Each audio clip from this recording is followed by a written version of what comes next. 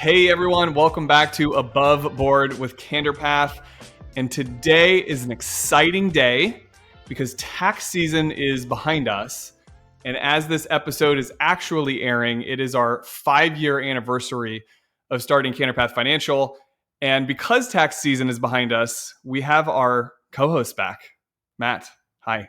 John, thank you for having me on the podcast. It's great to be here. It's been a minute, Woo, and it's been a I minute. just, I'm, I feel like I'm just a guest here today on your show. So I thank you for carrying the show for the last 90 days as I've been cooped up in my cave. But I'm back. I'm back, buddy. Well, we're so close to having all three of us back too when we can sync all of our calendars. But Matt locked himself in his room, threw the key away, and was in tax mode for 3 straight months. How was tax season? It was very good, John. Thank you for asking. It was yeah, we learned a lot. We are this is like the 20th year I've done taxes, and each time I'm like, that's it, no more. And then October rolls around, I'm like, I could do this again.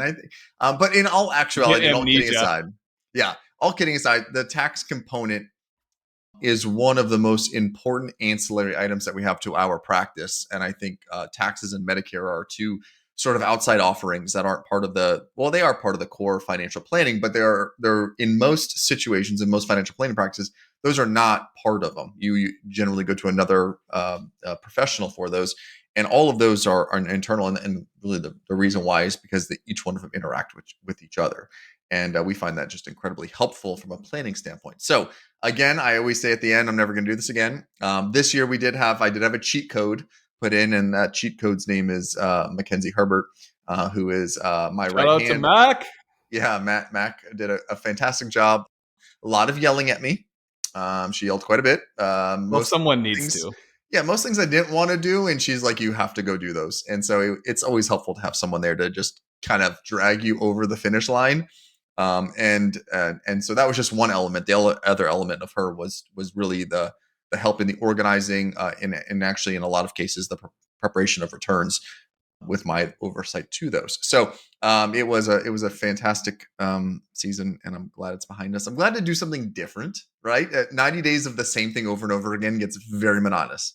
So I like podcasting, and I like doing all the other things we get to do here at our company. And I just love that you get amnesia, and then by like Q4, you're itching to do taxes again. It's like when people have multiple kids and they go through pregnancies and they're like, oh, well, it's not like 3 years go by and then you romanticize it. And you're like, it wasn't that bad. And then you get pregnant again. You're like, oh, this is so much work. And leave it to me to compare tax season to a woman bearing a child for 9 months. I'm not going to go near that one because we're going to lose that battle all day long. But there is amnesia. And then there's continuing education, right? I for credentials, I have to do, I don't know, whatever the number is, how many hundreds of hours, but so there's very little break to then jump into, okay, so like what's happening next year now?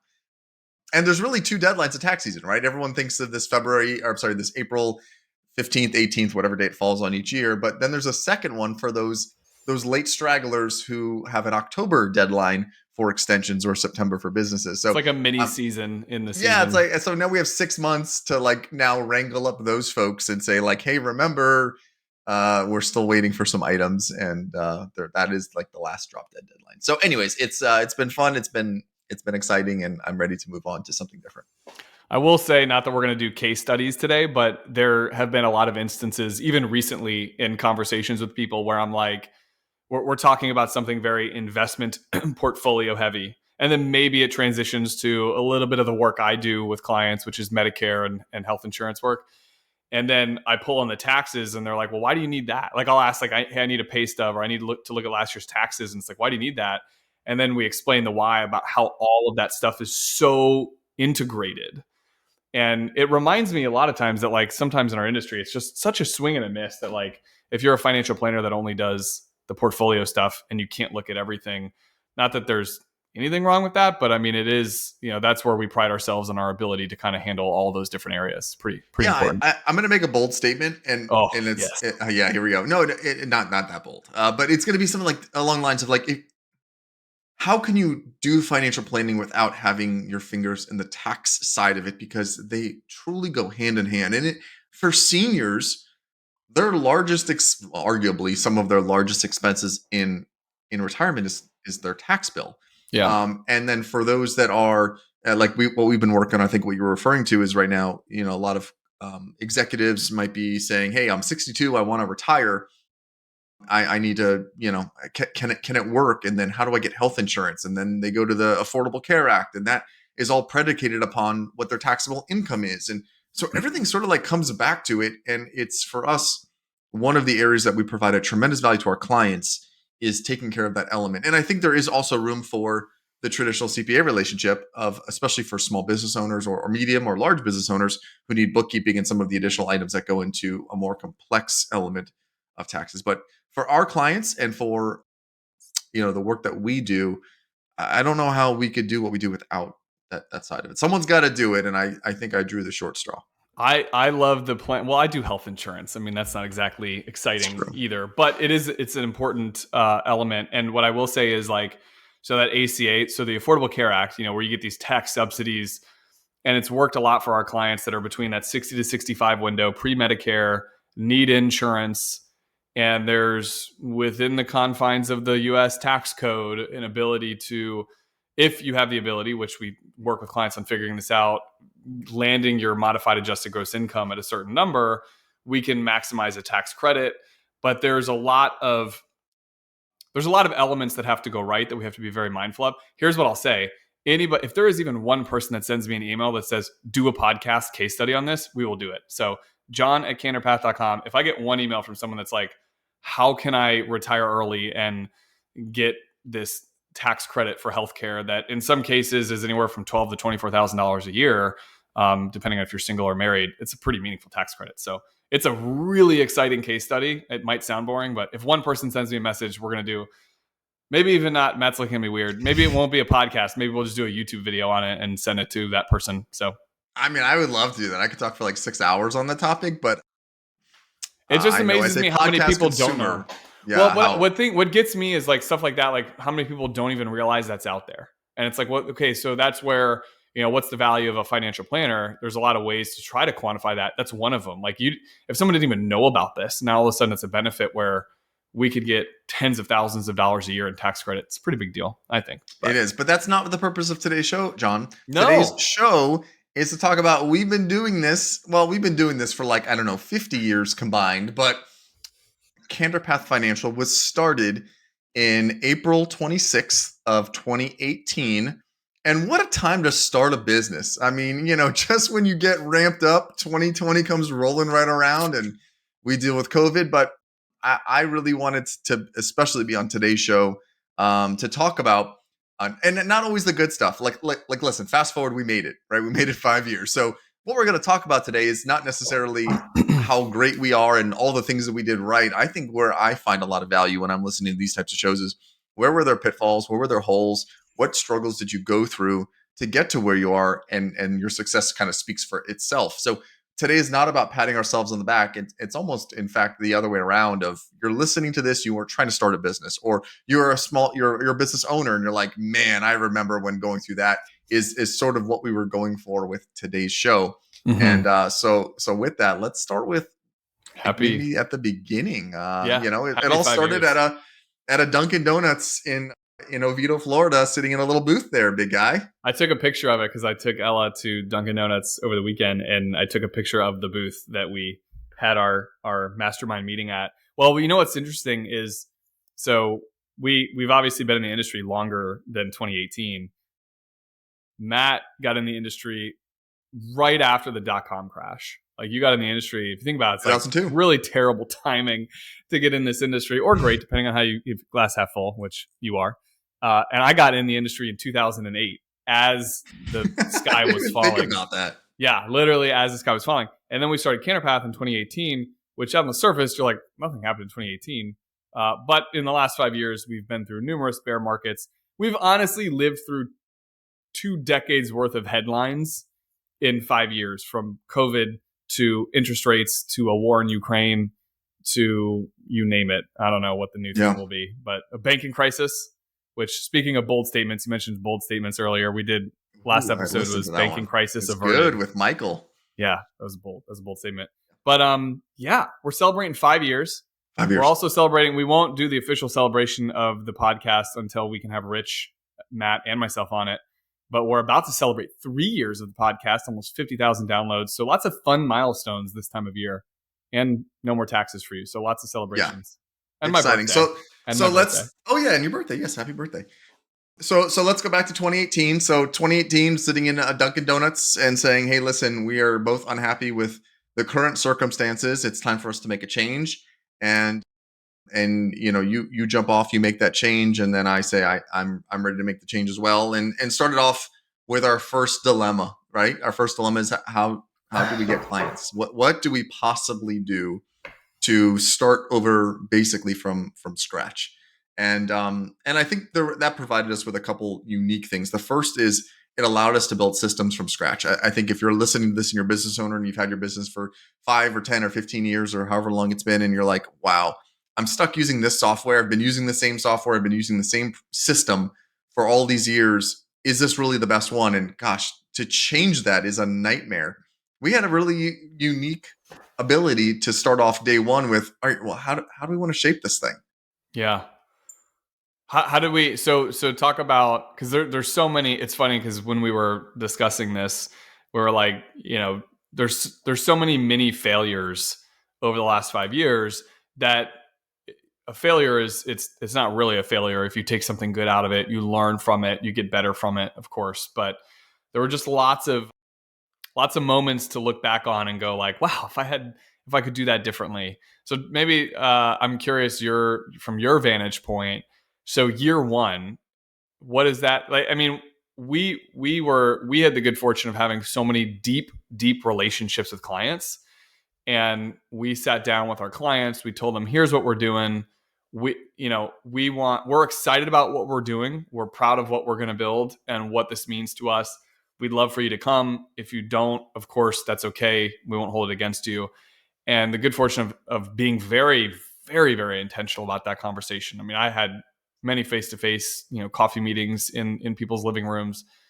That was probably the first. That was a really important aspect of it, because we didn't start CandorPath with no clients. We started with the clients that we had collectively worked And at decades for. nearly 100%. I mean, I'd say all but one that wavered said yes, we're coming with you. And I think that didn't come from an email in most cases. That was a very intentional conversation that took a lot of work. I mean, we had this conversation 100 times, if not more, of saying, here's what our plan is. And everyone said, sure, we're doing this. So step one, so you got the clients. Now you have to have a place to meet out of, right? So, I think the next place that was natural is, okay, so fantastic. We have clients, like, where are we going to sit and talk to them? And I think at this point in time, it's 2018. So most people were not really comfortable with Zoom yet, or this virtual lifestyle that really No, COVID. it was a requirement to meet in person at that point in time. Absolutely. I think except for our clients out of state, it was a requirement to have a place to meet and to meet in person. And so that's where our first, let's land there. That's where our first hiccup came in. Well, I was so proud to show Matt the office for everyone listening. And I brought, hey, this is the office that we're securing. And what was interesting is it was like a month-to-month lease, which is, it had its pros at the time when you're trying to be nimble and flexible, but it obviously wasn't ideal. I bring him in the office and Matt looks at it and is just like, is this like when you question, in life, you're like, did I make the right move? I never had that in my mind, so it was never that extreme. But it was certainly, I opened the door and I was like, this is going to be the world headquarters of CandorPath Financial. And when I tell you, I'm sitting in my office, my home office right now, and I have a closet in it. It was pretty much like a glorified broom closet, even including a USB powered refrigerator. Which, if anyone knows anything about a USB powered refrigerator, it held 4 drinks. It never stayed cold. It was actually warm. I think it was like a heater. I don't think it actually. So that was it. And so okay, we needed to fix that. We stayed in the same building, but we stayed on this month-to-month lease, and we thought we were geniuses. We got this place month to month. You know what? If this doesn't work out, 30 days, we're out of here. Guess what? We blow up. We Well, go bigger. We're gonna go bigger with this. yeah. We're gonna expand, and we are on this 30-day, and this is the best thing ever. Well, and it wasn't like a WeWorks situation. I mean, it had the presentation of like this was our office, and they just happened to sublease it to other people too. And so yes, we for a year. So first of all, Matt walked in that office, and it's the size of a janitor's closet, and he was like, we gotta do better. And we got a little bit bigger of an office to meet with clients. 1 year in fact, we're celebrating our 1 year anniversary of starting CandorPath. We had a dinner planned with our wives that evening. It's like 4 p.m. on a Friday.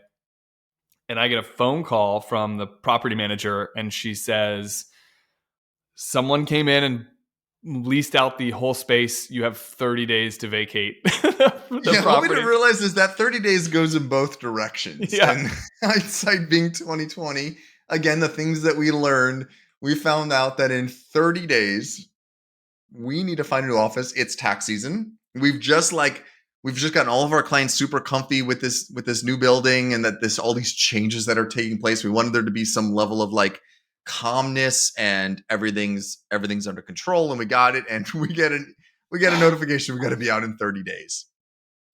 Definitely not the highlight of our, gosh, was that 2019 Yeah. Well, time frame. we navigated that, and we ended up staying in the building, and we're still there to this day, actually, in that building, just on the second Yeah. floor, not on the first floor anymore.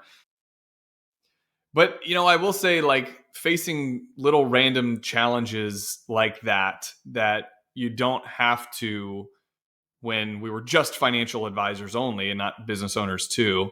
These presented just a slew of new challenges for us, and that's just stuff you work through, right? And I think what was really cool for us, in the next year after that, we we developed and learned about this new system called the Entrepreneurial Operating System, EOS. We had Mike Payton on the podcast just actually several episodes ago, who's at the helm of EOS, and what an important business model that was for us. What was cool is, like, usually big companies come in and change their business structure. It was just Matt and I. We're like, hey, if this is what I think, our thought was, if we aspire to be that, and we see this is what firms that are managing $1 billion in assets and financial planning for, like, this is what those firms are doing that are 10 years in our future, and we want to get there, we should be doing this now. And so we, set out to do this whole EOS journey and kind of change the way that we viewed our company. And that was the next year. But I'm curious, like, in these conversations, Matt, doing stuff that's so outside of the norm for us, because the normal daily routine was, seasonal, do tax returns and help clients with tax advice. We do, I do the Medicare and health insurance planning. We come together, we did portfolio management and investments. Like, we're financial planners. Like, that's the hat we wore. Same as Michael Scott on the team. That's what he does. And yet we're doing all these different business like decisions on top of that and running a company. Were there ever moments of time where you felt like you were dealing with imposter syndrome? And if so, what were some things that you did to cope with that? I think the only time for imposter syndrome came when, we had some of the issues with the more, I guess, cosmetic side of things. The building we were working out of, the Mm-hmm. team we put in place at the time, because we were slowly starting to build that team up. At the end of the day, our clients relied on Matt and John to meet with them, do their finances, and all those other extra things clients didn't really need to deal with. I don't really feel like I had too much imposter syndrome, because and again, without tooting our own horns, I feel like we are really competent financial advisors, tax planners, Medicare experts, all the above, estate planning. I mean, we know our craft really, really well. That wasn't the issue. It was when I would go visit, like I'm in a business group, right, with other business owners, and they're talking about their teams of 10 and 20. And it was John and myself. I was cleaning the garbage cans earlier in that day, had 3 client meetings, and then we're figuring out where we're going to, sign our next lease. I think that's probably the only time that I had the feeling of imposter syndrome, because I know our craft so well. So it Yeah. was never the issue of being an imposter, knowing being a financial advisor. It was the a business owner side of it that sometimes Yeah. I felt like, gosh, are we doing this the right way? Hindsight being 2020, we did. I can't tell you how many things, as I think we started this podcast. I mean, we're here today having it 5 years later. So we obviously did the right things. Some of that though was predicated on the fact that I felt like I was an imposter, so I might have overdone it.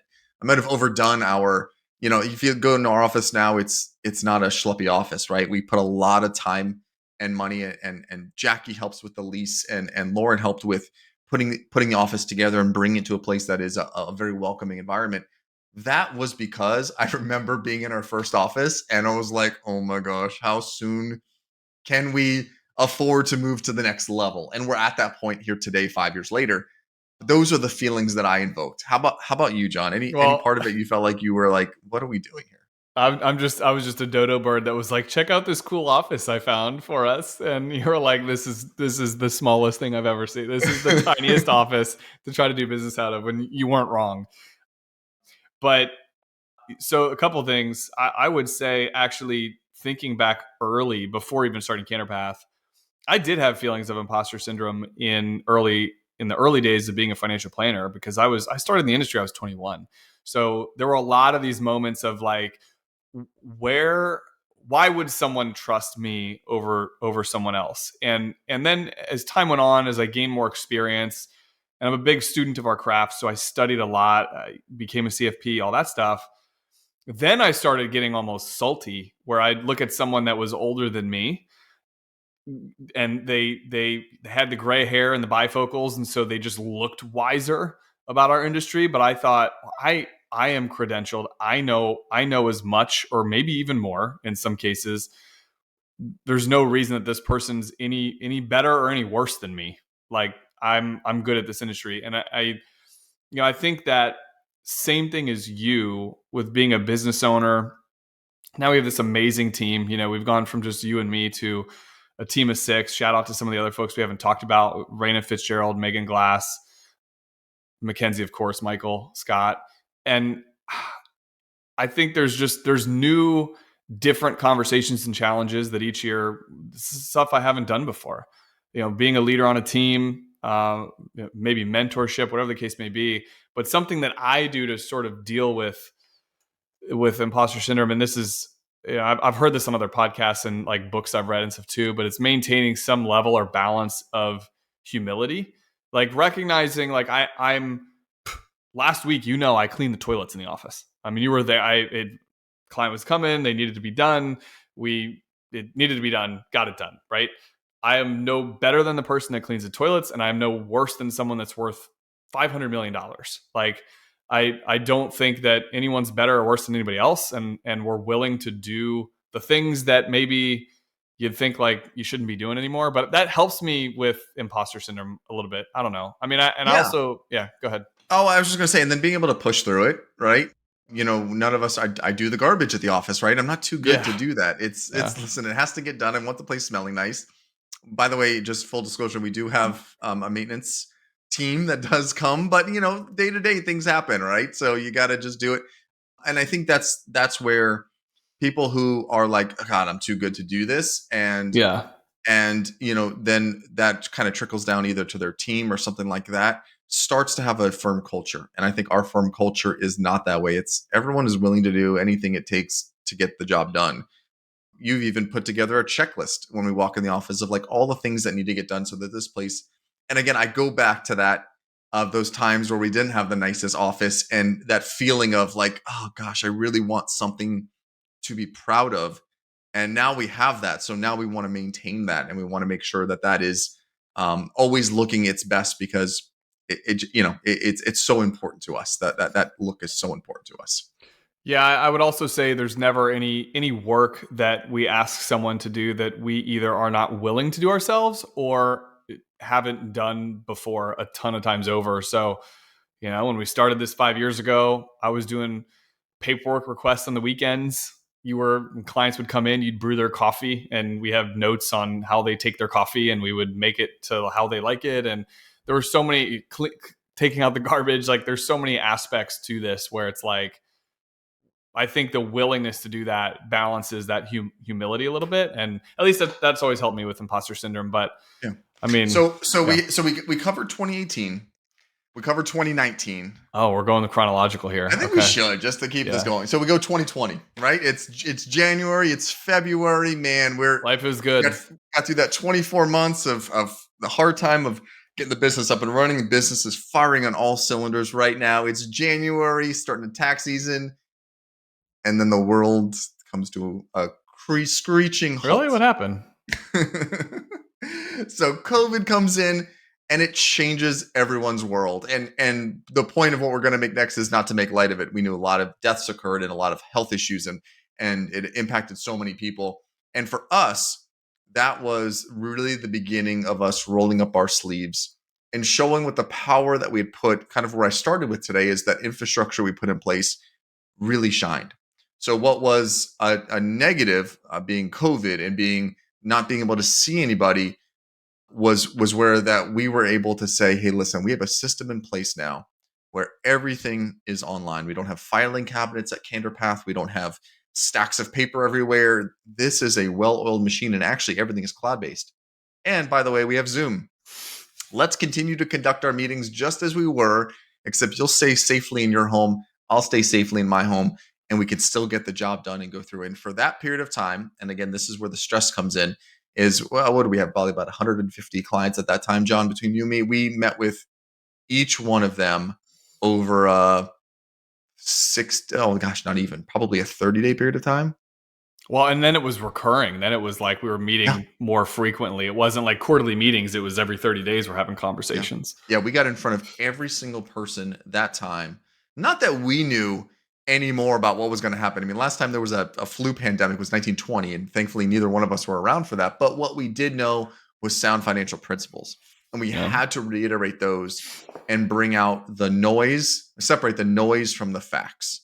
And that's where I think really one of the first areas, which was, at any other, looking at this in any other perspective, it was a huge hole in a business. And for us, we turned that into a strength. We had to. There was no other option but to sit. And I remember how exhausted you were and how exhausted I was at the end of those days. I mean, we had Saturday and Sunday meetings. I remember evenings and mornings. We had to get all 150 people in a very short period of time to get in front of them so that they were not panicking and freaking out from what was happening from a financial standpoint. Let's talk about that time. What feelings did those invoke, John? Oh, just lots of sadness. Lots of tired days. Well, I also had at that point in time I had two. By then we had Hudson, so we had two kids and he was a baby, like he was a newborn. And so I just never slept. I mean, literally for a year I don't think I slept. And that's okay, because in a lot of ways that made us stronger and better, I guess. Or something, I don't know. Is that what you tell yourself when you cry Yeah, yourself to sleep at night? yeah, when I'm applying my eye cream for my wrinkles on my face, that's what I tell myself. It was a very hectic time. It was stressful because there were so many things that no one knew. And so, as a business, being able to pivot and having the infrastructure to pivot and be virtual, when in an industry that's frankly very antiquated anyway, ours is financial services. That was a true blessing for us. And probably the greatest thing to come out of that year was we ended up hiring one of my favorite people, which is Megan. So Mm, we hired Megan at the end of the year, and she was doing some work with us leading up to that point in like a fractional capacity. And then we just finally were like, hey, will you please come work full time with us? yeah, And I think it's an important yeah, point. So our first, I mean, we had a few people that came through before that, sure, but really our first true like W-2 employee was Megan, and we hired operations first. Which is, again, I picture if I'm sitting in the car right now listening to this podcast and someone's trying to get their business off the ground. I think most of the book says like hire sales. You need to sure. bring revenue in, and I'm not saying that there's a right or wrong here, but I knew for us it was operations, because we knew our business, we knew what we were doing, you and I, but the signing the lease and dealing with those operational. She did a lot of our event planning once that sort of came back around again. She has such a gift for organization and for her ability to for she was a real defender of our time. And I think Mm-hmm. that's like if she said, what does she do? She defends our time, meaning that she is picking up those areas of the business that allow us to focus on financial planning and not always get in the way of all the other things that happen as a business owner. I look back at that. We didn't do many things right. That was one of those things. That was right. Well, she's our director of operations, but she's also our in-house therapist. So Oh she man, shout cried a out. few times to her, and she's always there. Yep. Yeah. What's next on your list for the next year? Because Okay, so it's mine is 2020, yeah. 2021. I mean, 2021, we're coming out of COVID. Is still seeing if this is going to come back again. Just a bunch of uncertainty. I think the interesting thing is in the 5 years that we that we formed CandorPath, I think the stock market was up. I mean, I want to say it's like 12 or 15 months in a 60-month period of time. Yeah. Now, over that period of time, it went up significantly.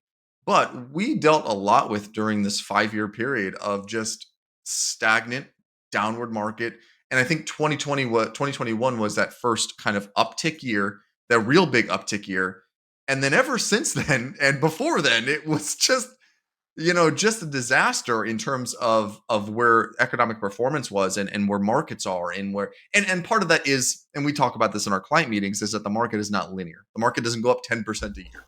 The market goes up 20, down 10, and it does these up and down cycles. It's a yo-yo going up a flight of stairs.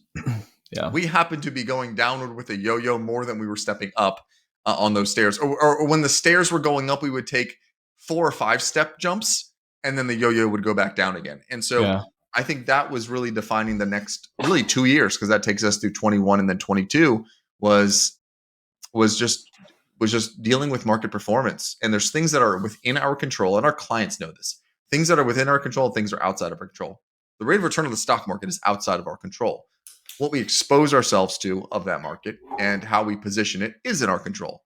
And that's where we spent a lot of our time. And that was really where us advancing our firm to getting to a point where we needed an in-house investment advisor, which is Michael Scott, our chartered financial analyst, was for us really the first time. We go back to the imposter conversation. Not that Mm-hmm. we were imposter before that, but we have an in-house CFA. That's a huge deal for most firms, and really reinforced what we were doing on the investment side is the right thing, even though we can't control what the markets are doing.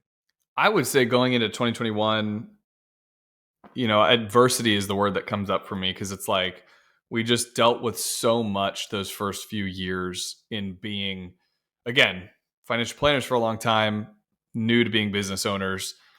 And so dealing with a lot of adversity, and I guess it really tested our self-discipline and got us probably more attuned to just pick yourself up by your bootstraps, work through it, more meetings, more meetings, more meetings, especially during COVID time, more meetings.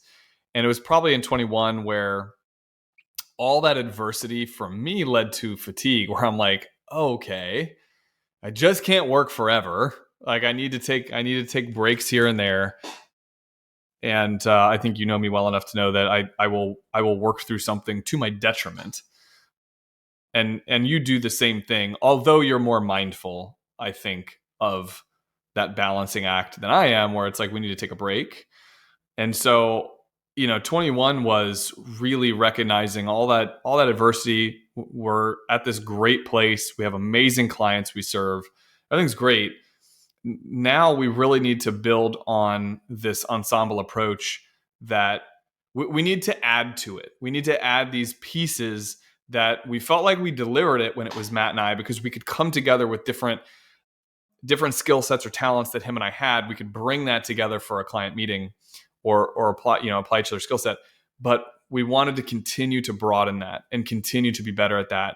And I've known Michael for over 10 years. And so he was such a natural fit into what we were building, is to bring him in on the portfolio investment side, and be able to, I think the next word is trust.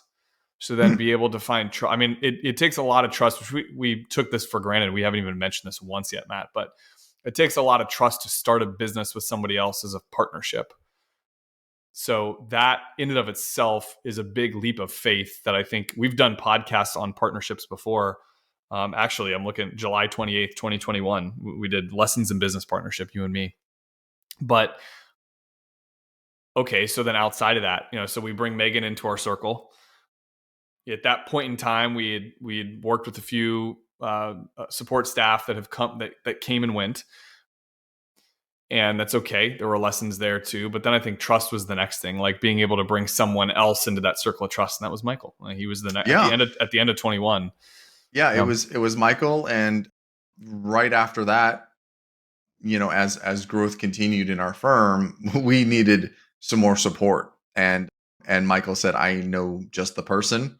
And before you know, we went it from a was team of 3 to a team of 5 yeah, with the hire of Raina, who really took on the client service support role and really brought for us the first time you and I weren't meeting with clients and then also taking care of the operation, not the business operational side, but the client service operational side of sure, things, and really picked that up. And so for that changed, I think, both of our lives fairly dramatically. I mean, we have the investment management now being assisted with. We have the client support side being assisted with, and we have the operational side. We can go back to being financial advisors, which is what we love to do, and that happened all very, very quickly. And again, everyone's going to go back and say, what was the right order? What order should I hire? And sometimes it's just, and I think this is where it's we feel. really came to the conclusion. It's about feel, and it's about relationships.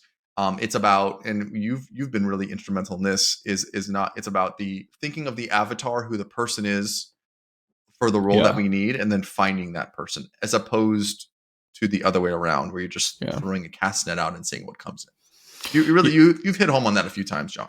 Yeah, I think the extension of that trust circle, like including more people into that. I think Raina was like the next natural person as we got to know her. She's been so great. I would say that if you had to think about how you build a company, financial services or whatever, you probably would have done it in a reverse order than what we did it. Like you probably would have led with someone like Raina to really help us on the support, like on the client servicing support side right off the jump, to free up ourselves of time. But we didn't do that. And why Well, we we didn't tried do to. that? We Yeah, tried. true. Yeah, We that's did. We true. tried, but that was such a specialized role that it couldn't be someone with their foot half in or half out, Couldn't be or part time. the Yeah, yeah, it couldn't be part time. That's what we really struggled with. Is that's a very, you have to know the business, you have to know the operations of the financial planning side to it. That's a specified role yeah. that we maybe said, like we just need someone to do this, and anyone can do this. And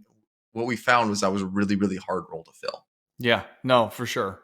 For sure. I mean, it's interesting how we went about hiring though, because it's like the cool thing with Megan is we knew her for so long. I mean, she was Megan one of my first clients that I ever worked with, and so that trust was already there, and she was such a natural fit for what we're doing. And what's cool now is we can apply that to like our team culture, and I think confidently look back and say, like, even though we went theoretically, like someone might say we went out of order, I think we went in the perfect order based on the relationships as they developed and as they came to us. And I think something for our industry is like really big on trust, which I've said a few times, but Matt and I always feel we have to maintain this certain level of perfectionism to a really, to like a bad degree. Like it's like, meaning it's an unhealthy level of this has to be right. Because if someone trusts us with their money to invest and manage in all this important area of their life, if something small, if a small mistake happens, what kind of concern or seed of doubt does that build into somebody's character? And shout out to Mike Payton on the podcast, like a few podcasts ago. He actually said that on the show to me. He's like, your industry, you have to be someone who's highly accountable and borderlines on like unhealthy doses of perfectionism, because that's just what people expect of you. And so you need to be able to do that. And so I think that, this trust thing of bringing someone else into that is really hard. Not that I'm like a control person. I don't think I am, Oh, but I it definitely am. was So, you, John, right, right. I lay on that sword. Let's talk about that. That's been eye opening for Oof. you, right? Yes. I mean, I do not let anyone besides you do anything work wise on my behalf. I mean, I always viewed it as I answer to the client. So if I answer the client, then my fingers must be part of it. I must be knee deep in it. And to your point, there's only so many hours in the day, and you have to be perfect in what you do. There's no mistakes allowed in our business. And so that, man, that weighs on you. That just grinds you down. There's no vacations. You're constantly thinking about this. And it wasn't until I really, through your help and through Megan, said, like, you got to let some of this stuff, you've got to allow someone else to assist you in this.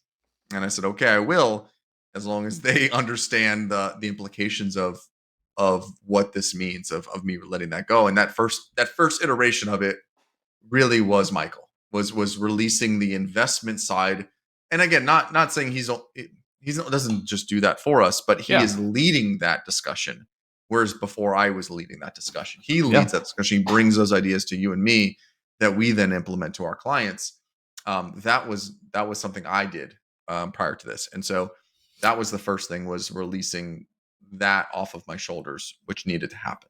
Well, then I think Reino was like the next iteration of working through that, and then Then we get the troublemaker, the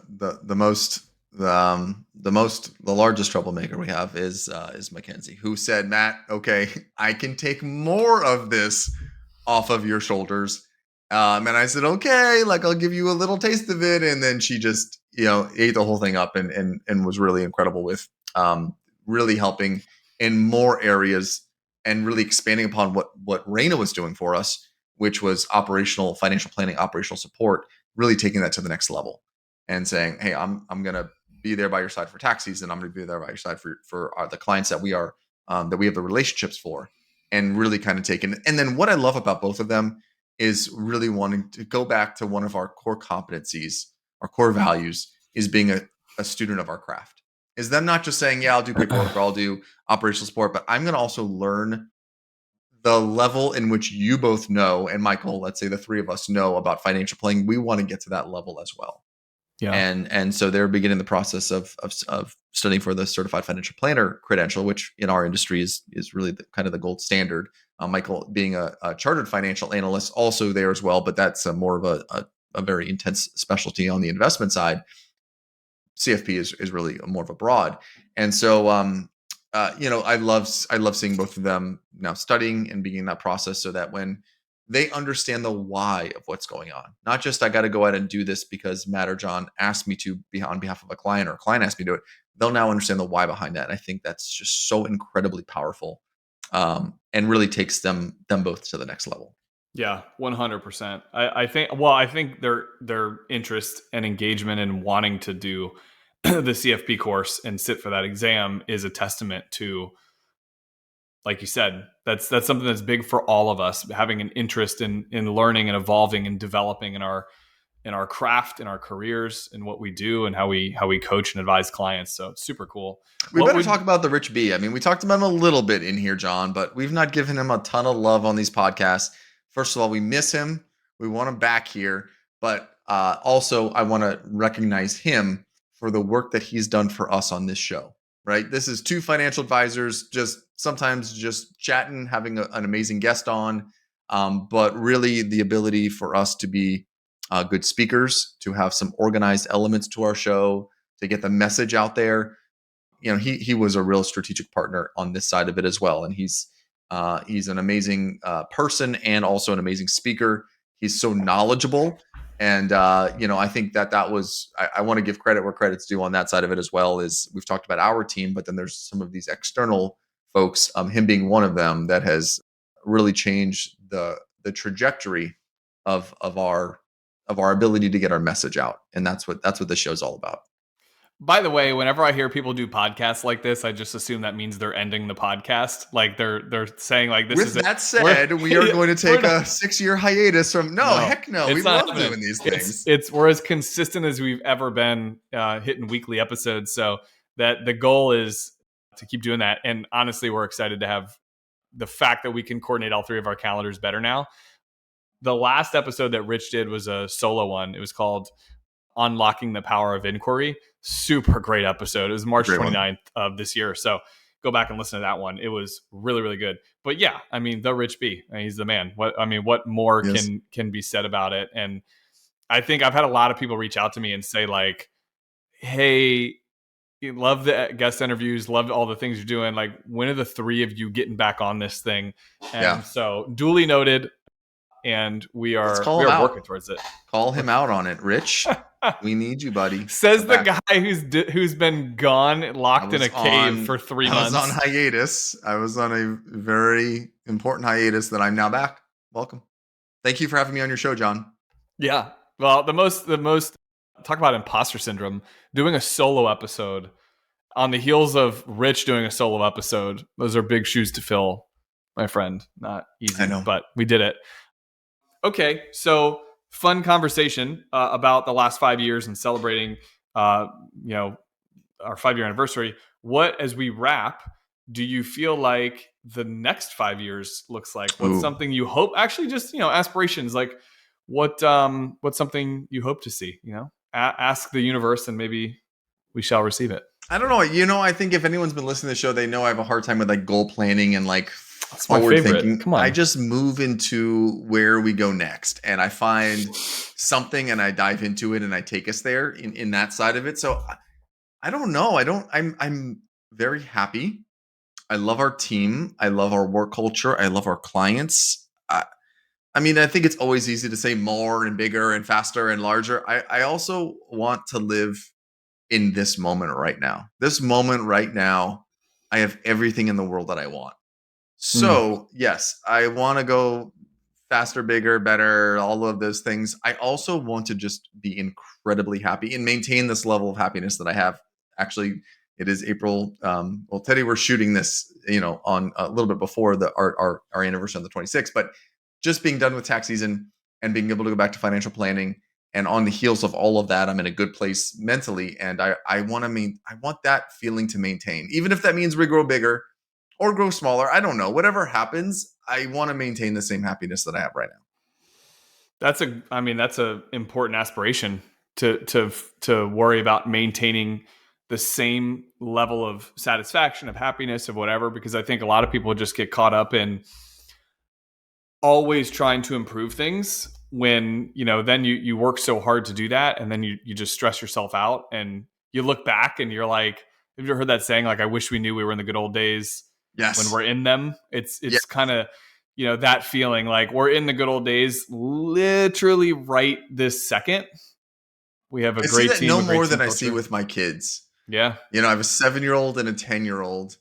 And I look back at those times where you're like you mentioned a few moments ago, not sleeping for that year. I mean, we were all, if anyone listening has had a child, we've all been in those years. And that was a second. That was a moment. Yours might have gone a little bit longer, but that was a second in time. And so was the first 5 years of our business. I mean, prior to 2018 was a lifetime ago. I feel like I've lived a lifetime in these last 5 years in a good way for the most part.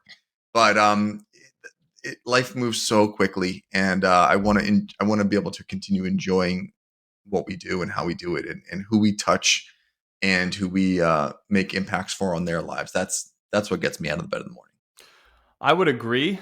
And I would share that my ambition in the next 5 years is to affect positive change for as many lives as we can on the financial end. I think there's a recognition as we've developed the team and such that there's only so many hours in a day. And for that, we can only serve so many families within our community of clients.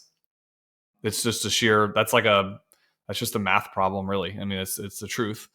But I think as we've developed being an ensemble, being able to work together as a team, that's broadened our ability to work with more families. And I care so much about that because I mean, some of my favorite, like the meetings where I just get so much energy out of, is when we have these light bulb moments, or we can get through to the heart of an issue with a client. And sometimes they're really sad meetings. Sometimes there's tears in them. Sometimes it's a very heavy conversation. There's family loss or there's something going on. And yet, despite that, we still have to be the professionals that they lean on to navigate that issue and come up with the most financially sound decision that they can for whatever situation they're facing. I love that. I think we all want to be able to do that as much as possible. And when it was a great and fun time when it was just you and me, when we blink a second ago and it was just you and me. But I think we have a deeper ability to affect and positively change more lives now with the six of us. And so it's an exciting time to be alive. Yes. Happy Cool. anniversary, buddy. Thanks, buddy. Well, hey, everyone. Thank you, as always, for listening to us on Above Board with CandorPath. If you like these types of conversations, head over to CandorPath365.com. So it's CandorPath365.com. And you can sign up for our Alexa skill, which is 30, 60, 90-second sound bites. Sometimes it's conversations like these, and we just take sound bites out of them. Other times it's me or it's Matt or it's Michael talking about market news, headline news, banking crisis, inflation, whatever, just a quick financial tip. So head over there to give us a follow on that. And otherwise, we will see everyone next week. Bye, guys.